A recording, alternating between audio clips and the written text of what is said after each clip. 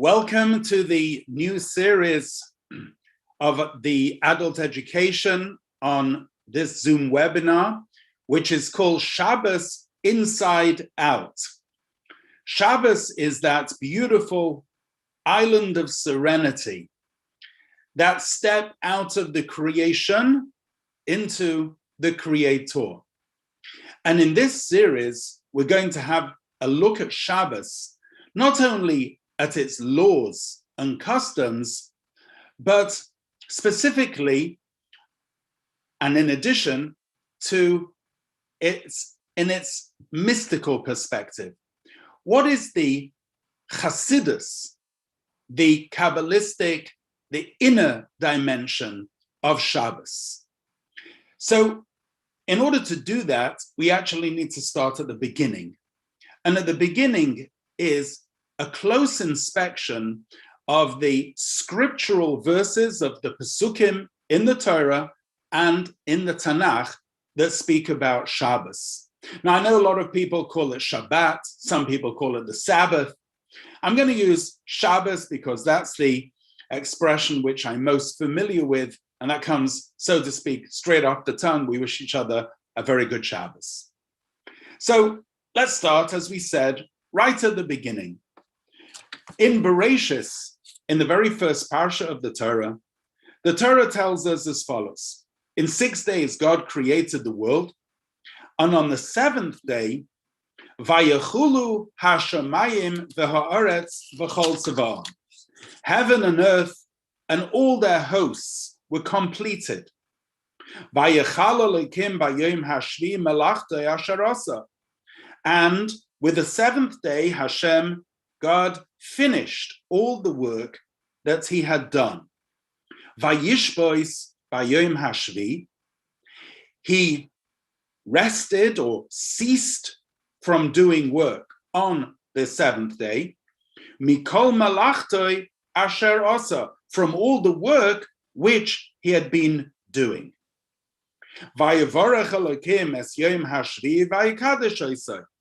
And God blessed the seventh day, and he declared it to be holy. Ki voy Shabbos mikol malachtei asher bara Elokim lases. For it was on this day that God ceased from all the work that he had been creating, so that he could do it. Lases, which God created to do. What is fascinating about this passage is that it says that God finished his work on the seventh day.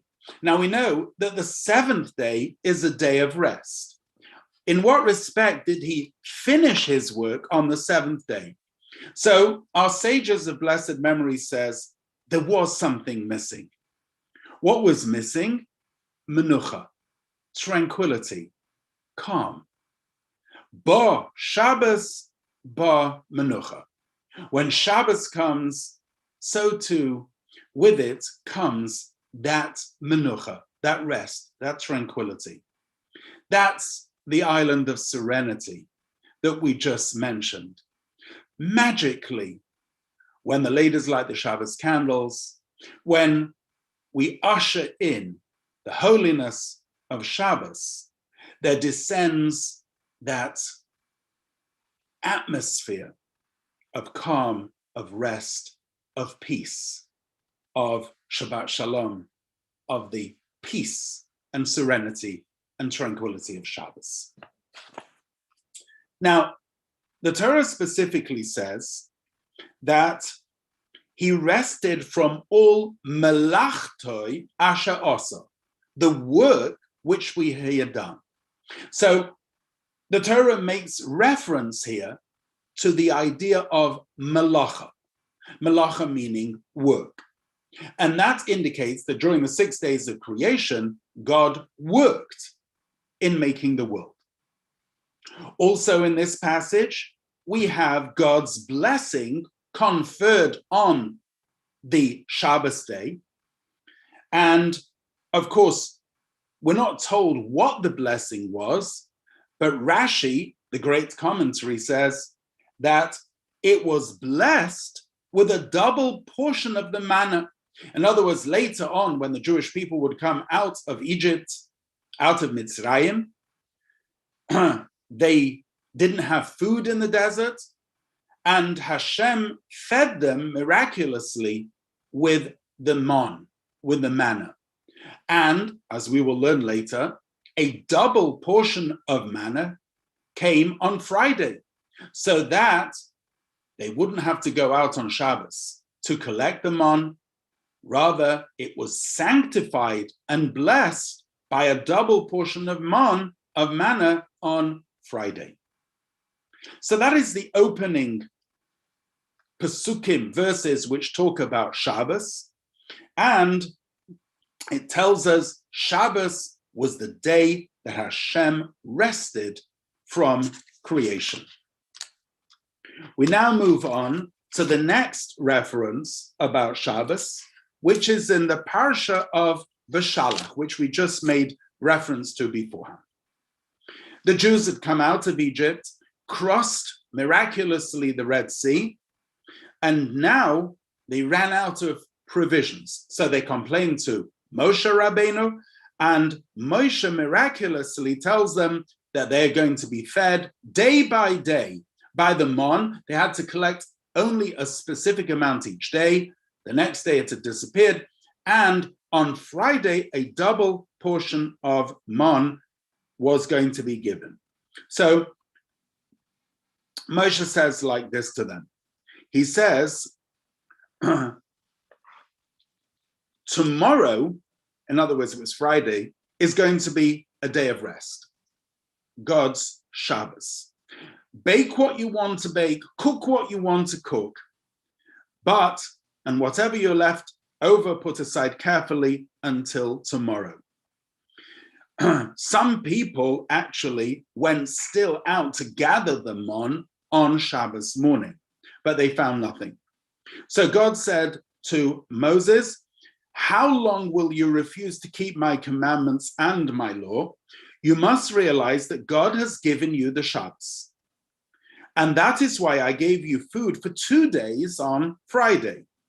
On the Shabbos, everyone must remain in their designated place. One may not leave his home to gather food on Shabbos.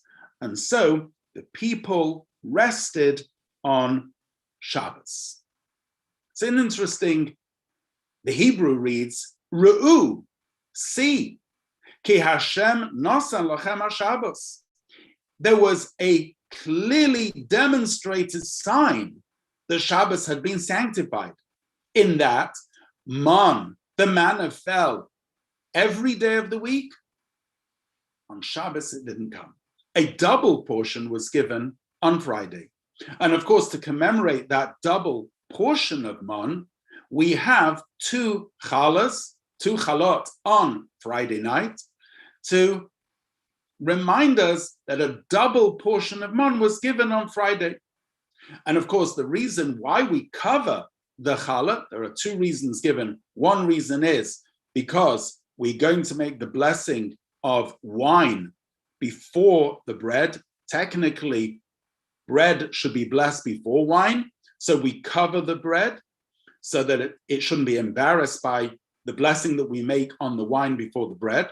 But the other reason which is given, because just like the manna when it fell was covered with a layer of dew, so too we cover the two challahs with a challah cloth to remind us of the dew which kept the man fresh in the desert. Another item which we find in this passage is that a person shouldn't move out of their designated place on Shabbos.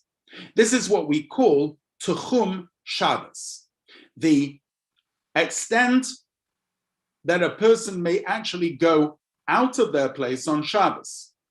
Scripturally, according to the Torah, one may walk 12 kilometers, Yud Beis Mil, outside the town. However, our sages instituted that a person should not walk more than 2,000 amos, approximately a kilometer, outside of the city. Within the city, within a built-up area, a person can walk in a town as much as they want. However, outside the city, they shouldn't go beyond the tuchum, beyond the boundary of going out on Shabbos. And here we find that the people rested on the Shabbos day. The next reference is in the Parsha of Yisro, where we find the 10 Commandments. In the fourth of the 10 Commandments, the Torah says the following: Zocher es Yom HaShabbos lekadsho. Remember the Shabbos to keep it holy.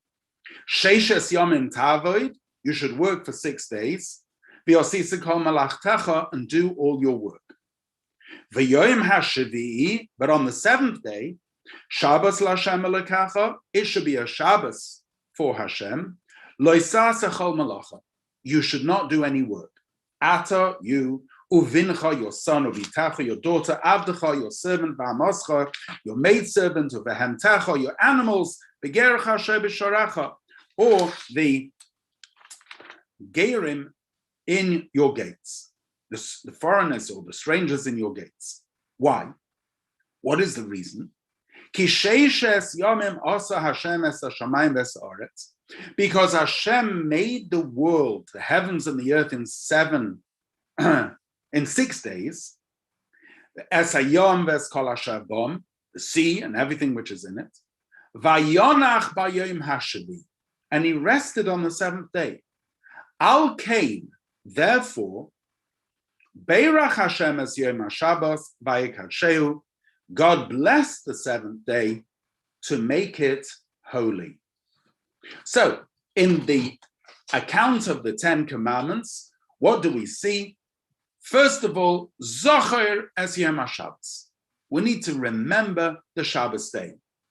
Now, seemingly, that's quite difficult to do, because we're not going to forget that at the end of 6 days, there's going to be a 7th day.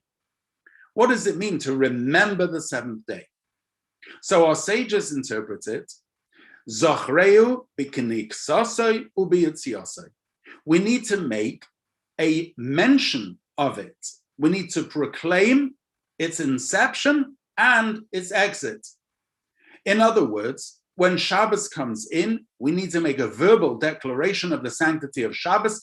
That's what we call Kiddush, because from the word Kodesh, we sanctify and make holy the Shabbos day verbally. The sages instituted that we do it over a cup of wine. And when Shabbos finishes, we also make a verbal declaration of its finish, and that's called Havdalah, the separation between the Shabbos and the weekday. So that's the idea of remembering the Shabbos day. Also, it says here, Sheishes Yomim Tavoid, you should work during the 6 days of the week. In fact, there are those that enumerate this as a mitzvah, that it is a mitzvah to engage in activity which brings in an income during the 6 days of the week. And then the Torah now details whom should rest, specifically the family, also the strangers, and in fact also one's animals. So an animal may not be used to plow or to pull a cart, for example, on Shabbos. And then finally, it tells us, why did Hashem tell us to keep Shabbos? Because he himself created the world in 6 days, rested on the 7th, and we are to emulate Hashem. The idea of who should rest is also stated in the next Sedra, in the Parsha of Mishpatim, where it also repeats and says, you may do whatever you must during the 6 days, but you must stop on Saturday. Your donkey and ox must then be able to rest, and your maid's son and the foreigner must be able to relax. So we see again that this idea of stopping work and who should stop is mentioned then as well. Now we come to the Parsha of ki sisa. Now, here, got to put this into context, the Jewish people had been told to build a mishkan, a tabernacle.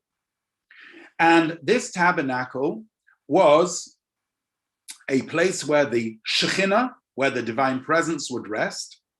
It was built after the people had atoned for the sin of the golden calf. So, in this parsha, it says the following. Vayomer Hashem el Moshe, Lema, God said to Moshe, say, Ve'ata tedaber el bnei Yisrael lemer, speak to the Jewish people, saying the following. Ach es shabsoisai tishmoru. You must, even though you've been told to build the tabernacle, you must still keep Shabbos. In other words, the building of the Mishkan, of the tabernacle, was not and does not override the prohibition of Shabbos. You must still keep Shabbos. Why? And here it introduces a new dimension of Shabbos. Ki ois hi beini uveinechem. Because it's a sign between me and you, l'dorosechem, for all generations, lodas, to know, ki ani Hashem mikadishchem, that I am God making you holy. So here's a new dimension. It says, why should we keep Shabbos? Because it's a sign between God and the Jewish people. U'shemartem es haShabbos, and guard the Shabbos, ki kodesh ilochem, because it's holy for you. Mechalaleha mois yumos. Here it introduces a new concept that somebody who is mechalel Shabbos, who desecrates the Shabbos, gets a punishment of dying, capital punishment. Ki kol ha'oise ba malacha v'nichrasa hanefesh hahi mikerav hameha. Because anybody doing work on Shabbos will be spiritually cut off from their people. Sheishes yamim yeyaseh melacha. In 6 days, work shall be done. Uvayom hashvi, but on the seventh day, Shabbos Shabbosim. It uses a double expression here. It's a Shabbos of Shabbos, Kodesh LaHashem, holy to God. Kol ha'oisa melacha b'yom haShabbos mos yumos. Anybody who does work on Shabbos will be put to death. Then it tells us, V'shomeru b'nei Yisrael es haShabbos. The Israelites shall thus keep Shabbos, Lazes es haShabbos l'doiroisam b'ris olam, making the Shabbos for all generations an eternal covenant. Beini ubein b'nei Yisrael oisi li'olam, between me and between the children of Israel, it's an eternal sign. That in 6 days Hashem, God made the heavens and the earth. And on the seventh day, Shavas, he ceased from doing work. Vayinofash. Now here it adds another word. Vayinofash can be translated, he withdrew to the spiritual. So what is introduced over here is that even though building the Mishkan, the tabernacle, and the indwelling of the Shekhinah is amazing, but the keeping of Shabbos overrides that. In fact, our sages say that the juxtaposition of the idea of building the Mishkan and not doing any melacha, work on Shabbos, teaches us that the definition of melacha is any type of melacha, of work, that was involved in building the Mishkan. The Mishnah in Tractate Shabbos enumerates 39 categories of work that were involved in building the Mishkan. So, for example, in the Mishkan, there was the production of dyes.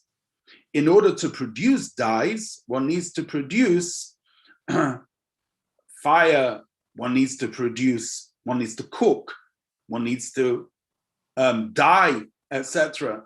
And then there was the weaving processes in order to produce the curtains, etc., etc. 39 categories of prohibited melacha on Shabbos. Where do we know? How do we know that these categories of work are prohibited? Because the word melacha is used in connection with the Mishkan. Now,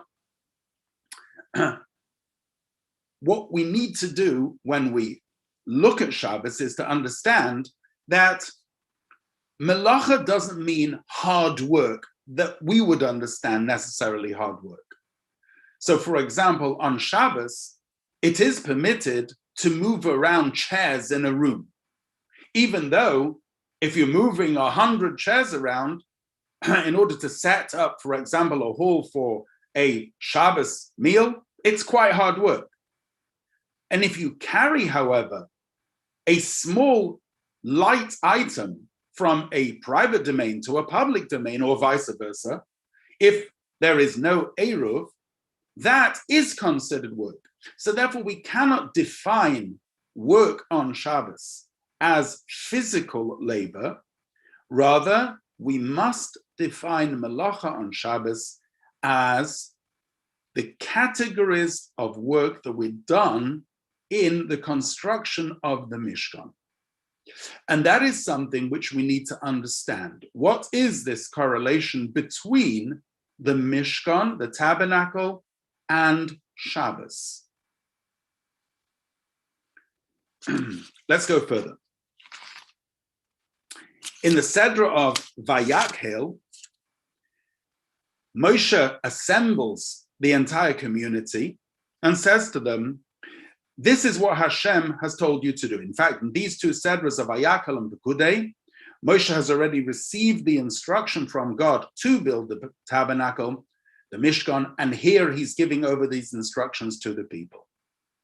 So he says to them, at the very, very beginning, he gathers them, and in fact, it says from this idea of gathering and Shabbos, we learn that Moshe gathered the people on Shabbos to instruct them in words of Torah, and from this, and for all generations, Jews have gathered on Shabbos to hear words of Torah being read from the Sefer Torah and being taught by its teachers.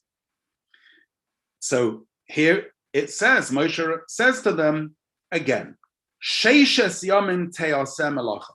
6 days work shall be done.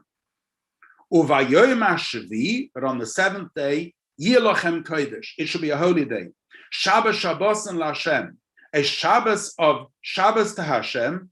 Kol ha'oser bo melacha yumas. Anybody who does work on Shabbos shall be put to death. Lo sevaru eish b'chol moshveiseichem b'yom haShabbos.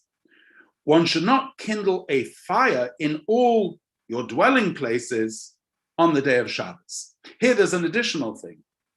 The Torah actually specifies one of the 39 categories of work, and that is havara, not creating a fire on Shabbos. One may not light a fire, strike a match, turn on a gas ring on Shabbos to light a fire. Eish is fire. Lo sevaru eish, do not light a fire on the Shabbos day. So the sages of the Talmud discuss why was this particular melacha singled out from all the 39 at this stage. And there's a lengthy discussion which perhaps we'll touch on later in the course, but not now. But it's interesting to note that Hava'ora, or lighting a fire, was singled out at this stage. So again, Moshe tells them, you're going to build the tabernacle, but on Shabbos, there's no building. In the Sedra of Emor, the Torah tells us to keep the holidays, the Yomim Tovim. However, there also, Hashem spoke to Moshe and tells him the following. There are special times that are sacred holidays to Hashem. But at the very beginning, he reiterates, you may do work during the 6 weekdays, but Shabbos is a Shabbos of all Shabboses.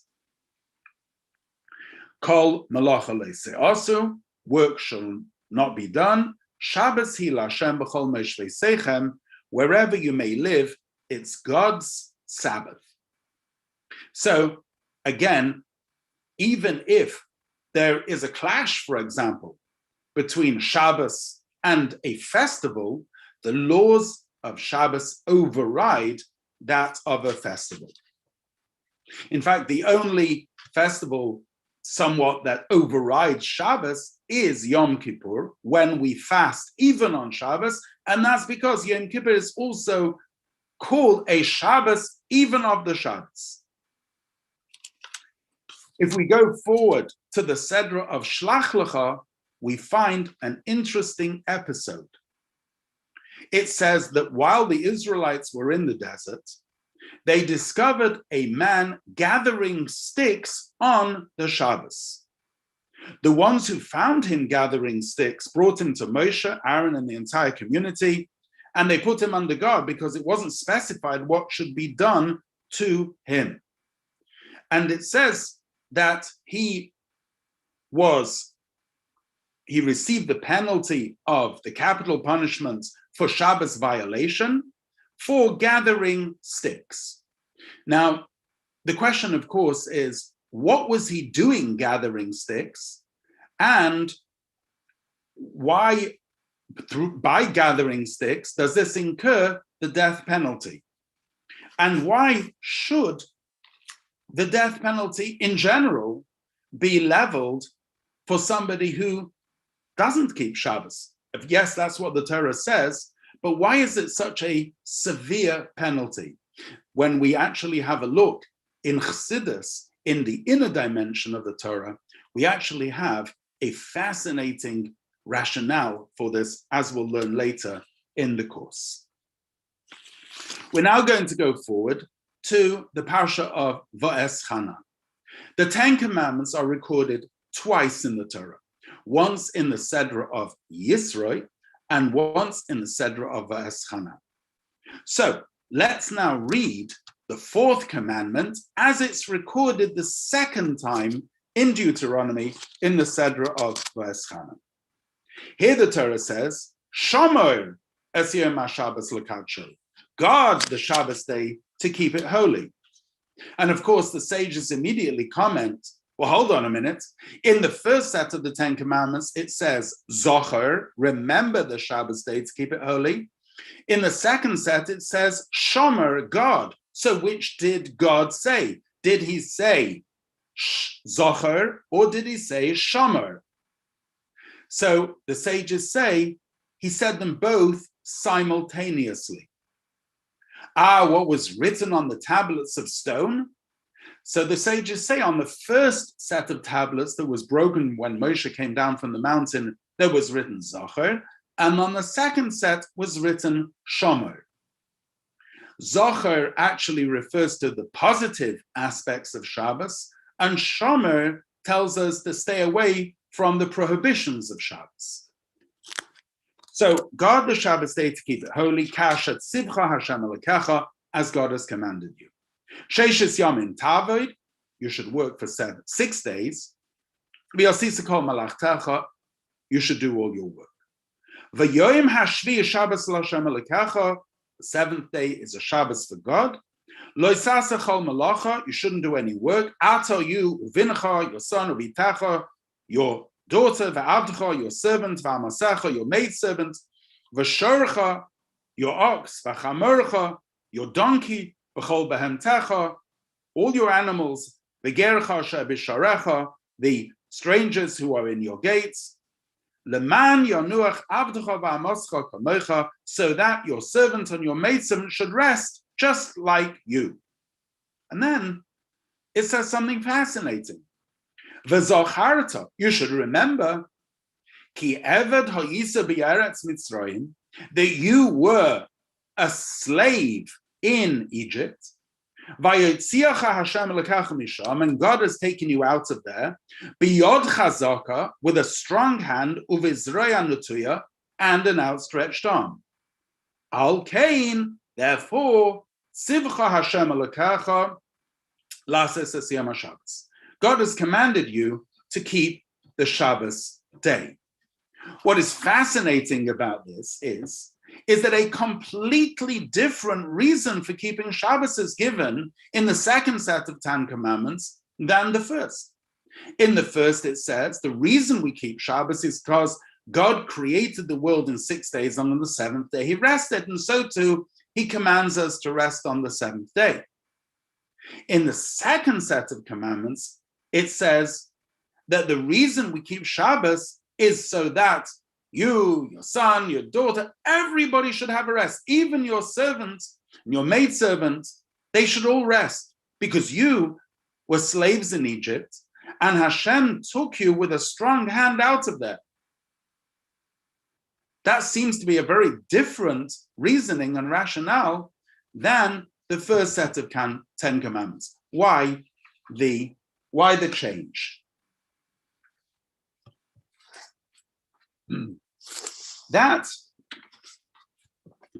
Those are the Pesukim, those are the verses which are brought in the Torah, in the 5 books of Moses, and we'll now turn our attention to a number of verses which are brought in the Tanakh. Principally, we're going to have a look first at some verses in the book of Isaiah. If we have a look in Isaiah chapter 56, it says the following. Thus, Isaiah says the following. Thus said Hashem, Koyamar Hashem, Shimru mishpat va'asu tzedakah. Observe justice and perform righteousness. Ki krova yeshuasi lavi v'tzidkasi lehigalos. For my salvation is soon to come, and my righteousness to be revealed. Ashrei enosh yasazos. Praiseworthy is the man who does this, uven adam yachzik ba, and the person who grasps it tightly. Shomer Shabbos mechalaloi, v'shomer yodo me'asos korah, who guards the Sabbath against desecrating it and guards his hand against doing any evil. In fact, he repeats that as well later on, and he uses the word Shomer Shabbos, Kol Shomer Shabbos Mechalaloi. So the concept of a Shomer Shabbos, a guardian, person who guards the Shabbos, or what we call a Shomer Shabbat, somebody who keeps Shabbos. Where do those words actually come from?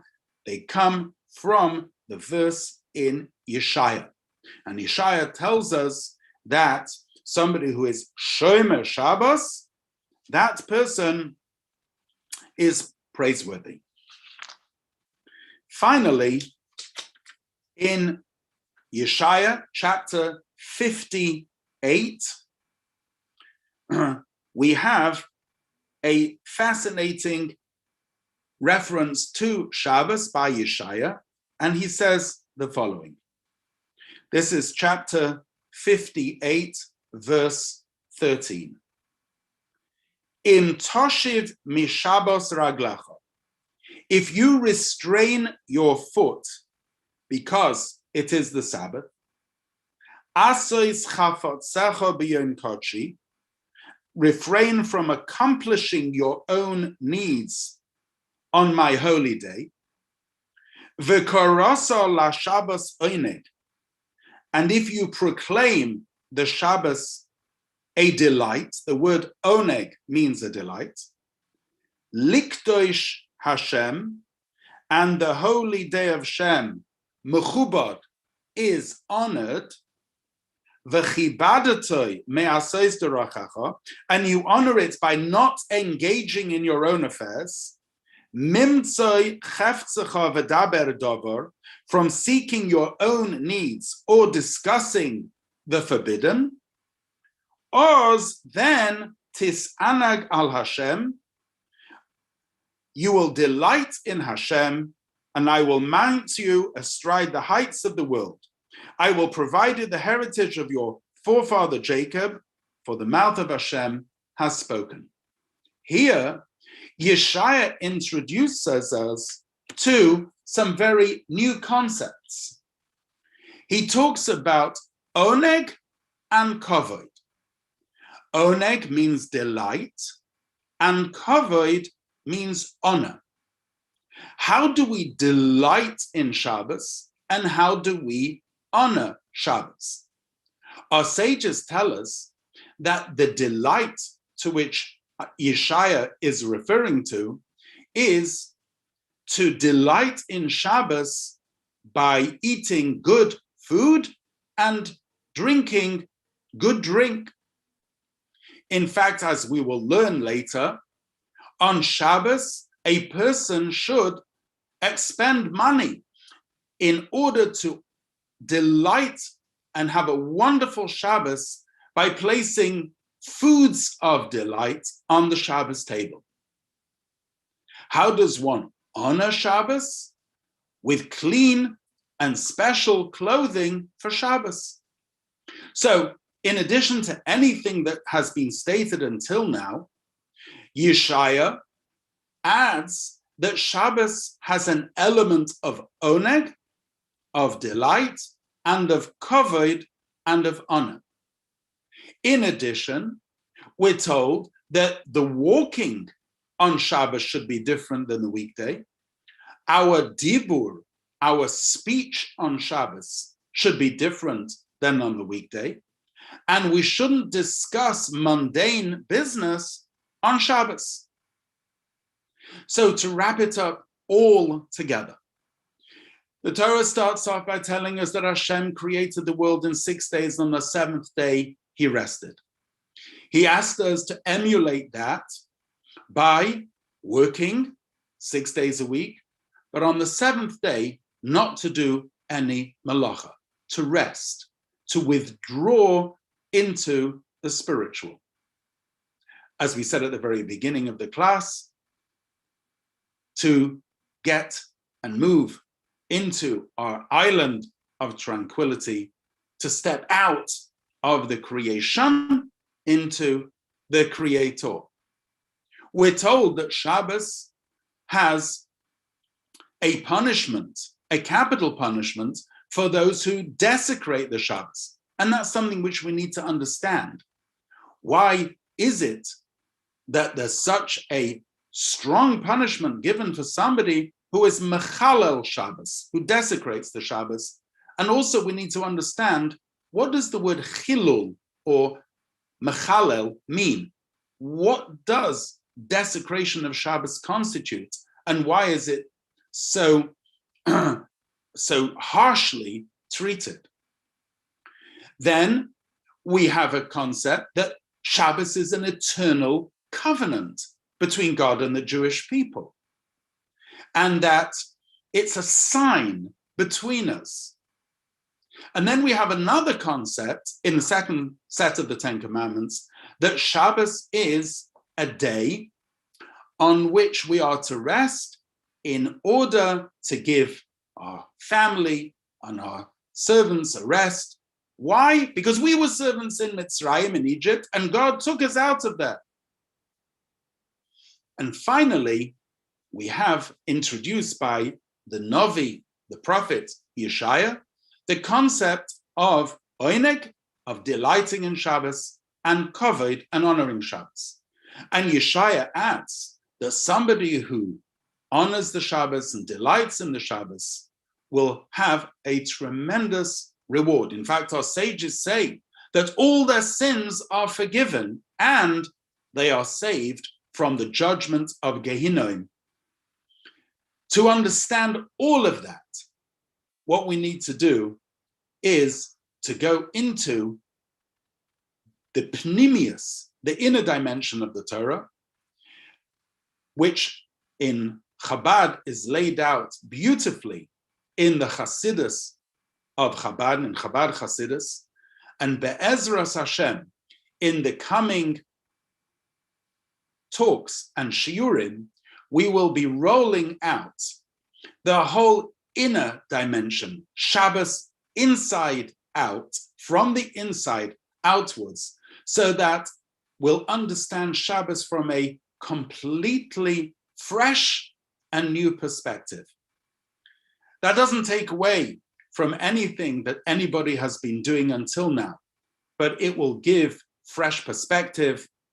It will give an invigorating new dimension to Shabbos, a dimension which, if a person really understands what a gift Shabbos is to us, and that's taken from the saying of our sages that Hashem had a very, very special gift which he gave us.